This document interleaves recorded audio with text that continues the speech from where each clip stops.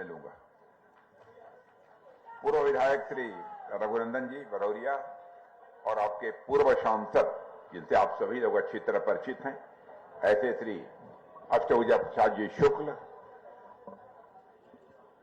और श्री इंद्रजीत जी मिश्रा पूर्व सांसद, श्री संजीव राय क्षेत्रीय उपाध्यक्ष, श्री श्याम सुंदर वर्मा चेयरमैन खलीलाबाद और चेयरमैन मगहर श्रीमती संगीता वर्मा, पूर्व जिलाध्यक्ष श्री श्यामकरण सिंह जी, श्री रामललित जी चौधरी पूर्व जिलाध्यक्ष और श्री उदय राज जी तिवारी भारतीय जनता पार्टी के वरिष्ठ नेता, श्री राकेश जी मिश्र, श्री वेद प्रकाश सिंह जी और इस सभा में मौजूद मेरे सभी सम्मानित बहनों एवं भाइयों।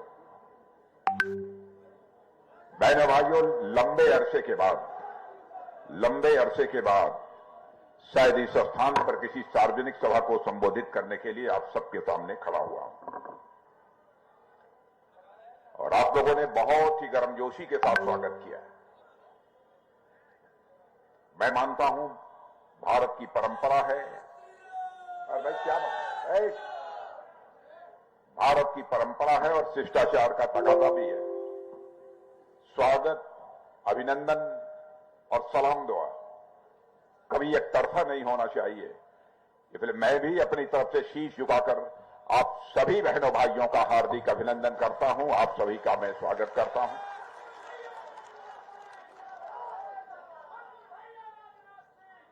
यदि आज आपके बीच आया हूं, एक बहुत ही नौजवान और ऐसा नौजवान जिसका भविष्य है, वह अंकुर राज तिवारी है। बहनों भाइयों, जिस तरह अंकुर बोल रहे थे, अंकुर को नीचे से लेकर ऊपर तक मैं देख रहा था और उनकी बातों को मैं सुन रहा था। यह मेरा स्वभाव है। अंकुर को मैंने देखा कि परमात्मा ने शरीर से ठीक बनाया है।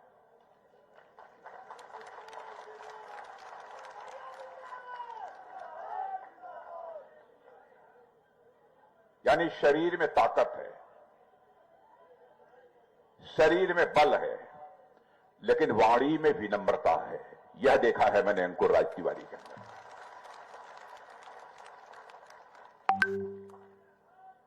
बहनों भाइयों, जो ताकतवर होता है शरीर से, जो बलवान होता है, लेकिन उसके अंदर विनम्रता और शालीनता नहीं होती है, तो समाज के लोगों का वह सम्मान प्राप्त नहीं करता है। और विधायक तो जरा शरीर से ठीक ठाक होना भी चाहिए। तब यदि कहीं पर बाहर जाए या क्षेत्र में ही यदि किसी से मामला फंस जाए,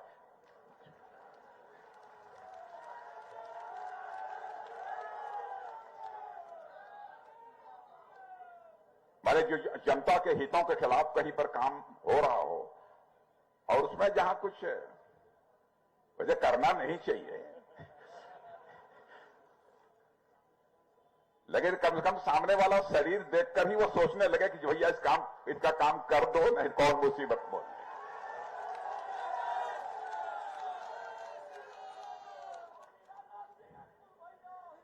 इसीलिए अंकुर राज तिवारी को आप सभी अपना आशीर्वाद दें, यही अपील आप सबसे करने आया हूं।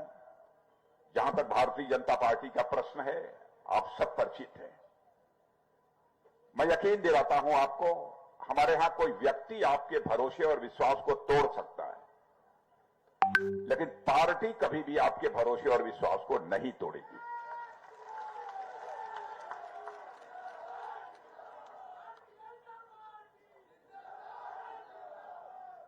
यहां पर हमारे अष्टभुजा जी शुक्ल बैठे हैं, इंद्रजीत जी मिश्रा बैठे हैं, यह सब सारे लोग लंबे समय तक हमारे साथ काम भी किया है। इन लोगों ने सांसद भी रहे हैं, प्रभावी सांसद रहे हैं, सब लोग यहां मौजूद हैं।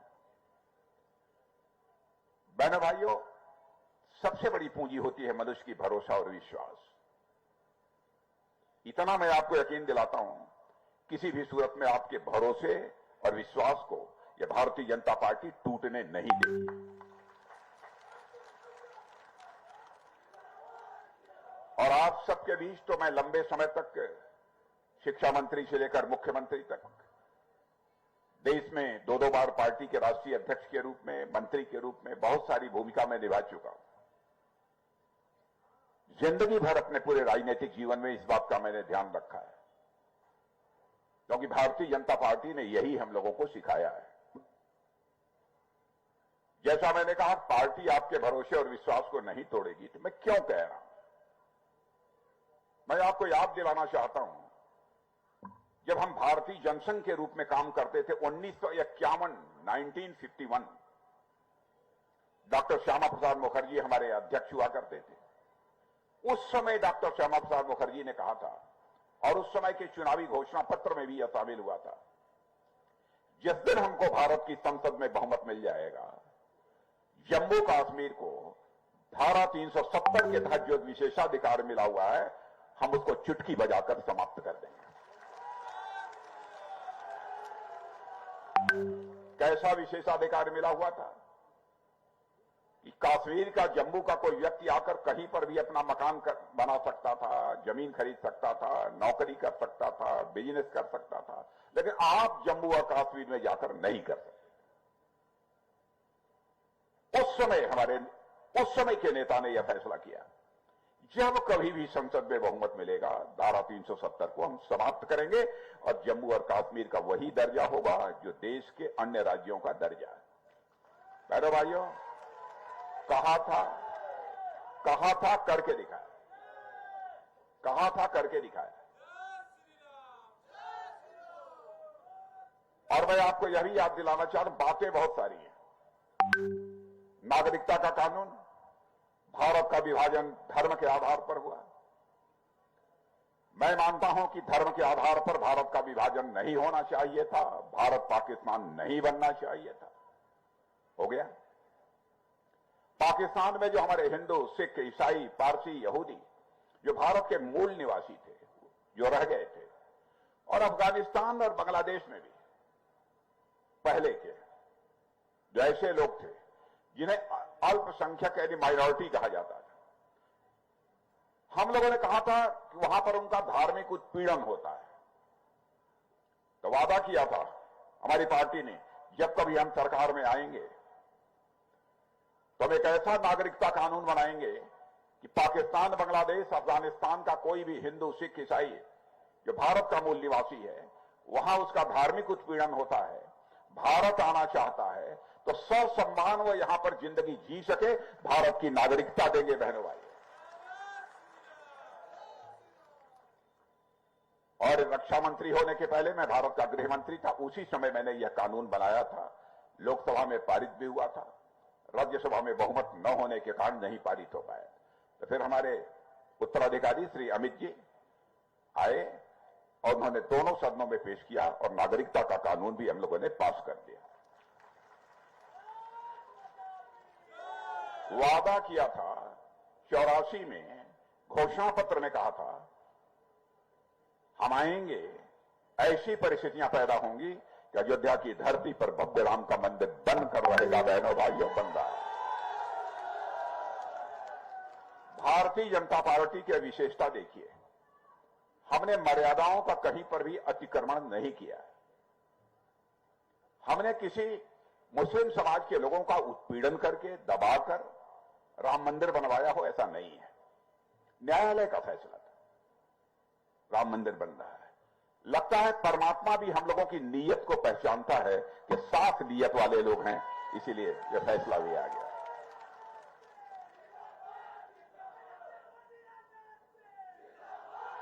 और एक बहुत छोटी सी बात, मुझे याद है कि 20-25 साल पहले भी जब मैं भारतीय जनता पार्टी की सार्वजनिक सभाओं को संबोधित करने के लिए जाता था, तो एक बात मैं बोला करता था, मुझे याद है, उस समय लोग हंसते थे। मैं कहता था, भाई देखो, लक्ष्मी जी जब घर में आएंगी तो हाथी पर बैठकर लक्ष्मी जी घर में कभी नहीं आती हैं। मैंने यह भी कहा था, जब लक्ष्मी जी घर में आती हैं तो साइकिल चलाते हुए लक्ष्मी जी घर में नहीं आती। यह भी कहा था कि लक्ष्मी जी जब घर में आती हैं तो हाथ हिलाते हुए, हाथ हिलाते हुए और वो करते हुए, हेलो हाय करते हुए वो नहीं आएंगे। लक्ष्मी जी जब भी घर में आती हैं बहनों भाइयों, तो कमल के फूल पर ही बैठकर आती हैं। और मैं दावे के साथ कह सकता हूं कि इस समय लक्ष्मी जी घरों में आ रही हैं। जैसे यहां जितने भी सारे लोग यहां पर बैठे हैं, बहनों भाइयों, मैं विश्वास के साथ कह सकता हूं, इसमें जरूर ऐसे कुछ लोग मौजूद होंगे जो हम लोगों ने वादा किया था, जिनके पास पक्का मकान नहीं रहा होगा उनको पक्का मकान मिला होगा। यह बात मैं दावे के साथ कहता हूं। और मैं यह भी यकीन दिलाना चाहता हूं, वह दिन दूर नहीं है कि साल डेढ़ साल के अंदर ही इस हिंदुस्तान में एक भी परिवार शेष नहीं बचेगा जिस परिवार को सिर ढकने के लिए पक्का छत न मुहैया हो जाए। ऐसा एक भी परिवार शेष नहीं बचेगा। एलपीजी गैस सिलेंडर गरीब माताओं और बहनें को लकड़ी जलाकर, अंगीठी जलाकर, धुएं में आंखों से पानी चलता रहता था, खाना बनाती थी, फेफड़े में धुएं घुसते थे। जो उम्र उन्हें 80-85 साल जीनी चाहिए, 50 साल में इस दुनिया से चली जाती थी। पहली संवेदनशील सरकार है जिसने फैसला किया, हमारे प्रधानमंत्री ने, हम एलपीजी गैस सिलेंडर ऐसे गरीब परिवारों में पहुंचाया। और आज मैं यह भी आपको विश्वास दिलाकर जाना चाहता हूं, उत्तर प्रदेश में फिर से सरकार बनाई है। होली और दीपावली, दो त्योहारों पर एक एक गैस का सिलेंडर मुफ्त मिलेगा।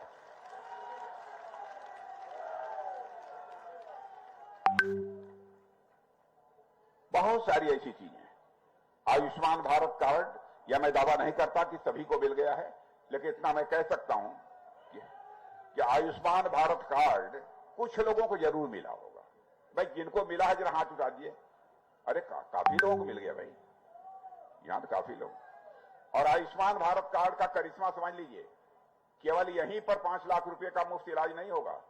आप मान लीजिए मद्रास, चेन्नई गए हैं, बंगलोर गए हैं, कर्नाटक गए हैं, गोवा गए हैं, वहां तबीयत खराब हो जाए और आयुष्मान भारत कार्ड है तो वहां भी 5 लाख रुपए तक का आपका मुफ्त इलाज होगा।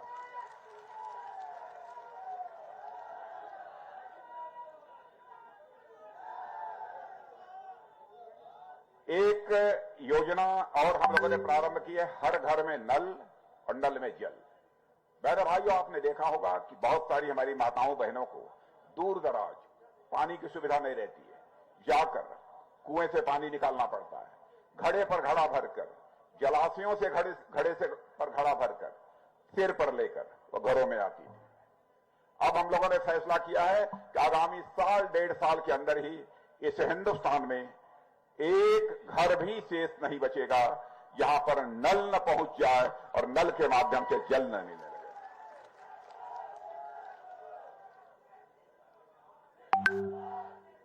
प्रधानमंत्री किसान सम्मान निधि के अंतर्गत 6,000 रुपया मिल रहा है कि नहीं?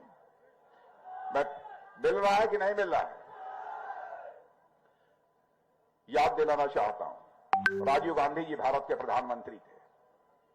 बहनों भाइयों, मैं किसी प्रधानमंत्री की आज तक आलोचना नहीं करता हूं, चाहे वह किसी भी पार्टी का हो, क्योंकि मैं यह मानता हूं प्रधानमंत्री होता है, व्यक्ति नहीं होता है, वह संस्था होता है। और लोकतंत्र का स्वास्थ्य ठीक रहे, इसके लिए आवश्यक है कि संस्थाओं की इज्जत की जानी चाहिए, संस्थाओं का सम्मान किया जाना चाहिए। मैं आलोचना नहीं करता, लेकिन राजीव गांधी जी ने लाचारी व्यक्त की थी। क्या करें, 100 पैसा ऊपर से भेजता हूं, 85 पैसा भ्रष्टाचार की भेंट चढ़ जाता है, बामुश्किल 15 पैसा लोगों की जेब में पहुंच पाता है। इस चुनौती को यदि किसी ने स्वीकार किया तो हमारे प्रधानमंत्री ने स्वीकार किया। और बहने भाइयों, मैं तो उसका साक्षी हूं, क्योंकि उनके बाद मंत्रिमंडल में मैं ही बैठता हूं। देखा है उस व्यक्ति के तड़पन को, उस व्यक्ति के पीड़ा को। उन्होंने कहा कि करना चाहिए, सिस्टम सुधारना चाहिए। मुझे विश्वास नहीं था जिस समय उन्होंने यह संकल्प लिया, जब बतलाया कि हम ये करना चाहते हैं। उन्होंने कहा, राजनाथ जी, सिस्टम में बदलाव लाया जाना चाहिए। व्यवस्था में बदलाव लाया जाना चाहिए, तभी भ्रष्टाचार कम होगा। और बहनों भाइयों, आपने देखा पहले जनधन खाता खोल दिया और उसके बाद आज मैं दावे के साथ कहता हूं 6,000 यदि चलता होगा तो 6,000 का 6,000 आपके खाते में पहुंचता है। एक पैसा भी भ्रष्टाचार की भेंट नहीं चढ़ने पाता।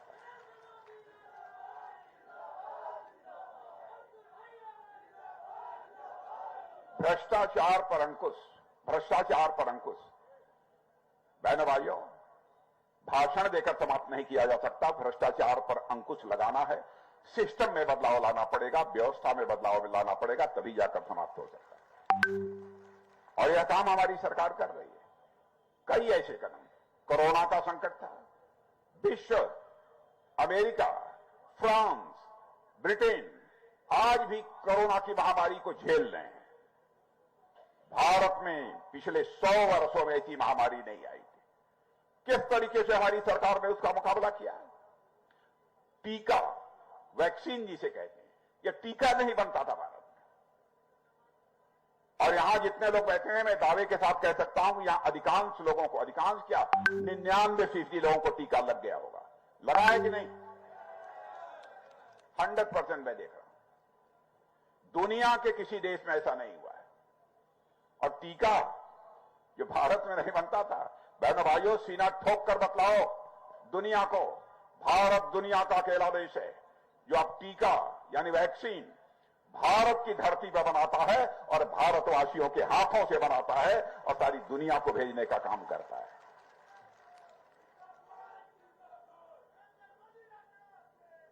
कोरोना का इतना बड़ा संकट था, सारा देश जूझ रहा था, लॉकडाउन था, कामकाज बंद हो गए थे, खाने पीने की एक नई मुसीबत खड़ी हो गई थी। बहनों भाइयों, उस समय हमारे प्रधानमंत्री ने फैसला किया कि हर परिवार को महीने में 2 बार मुफ्त राशन मुहैया कराया जाएगा। और आज में 80 करोड़ परिवारों को मुफ्त राशन दिया जा रहा है, 2-2 बार, 2-2 बार मुफ्त राशन महीने में। लेकिन एक बात ईमानदारी से हमें बताइए आप लोग, या आप लोग 2 बार आप लोगों के राशन मिलेला तो सब तक खा नहीं जाती हैं। कुछ बेचत जरूर हुई है, कुछ बेचत हुई है लोग जरूर। कि सही बात हो कि नहीं है? नहीं, सब लोग न बेचत हुई है, लेकिन कुछ लोग बेचत हुए। कितना खाई है भाई, कितना खाई है?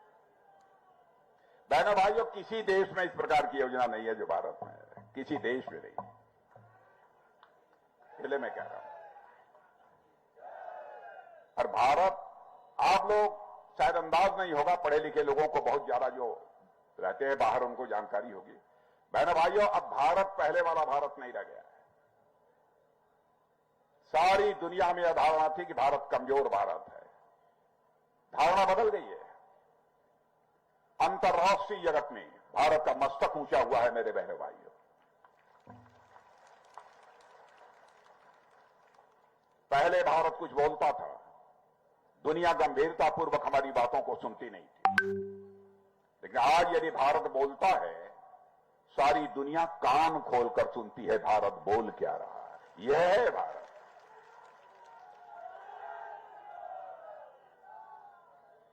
आज यूक्रेन का संकट आया है। रूस और यूक्रेन के बीच जो भी संघर्ष चल रहा है आप देख रहे हैं।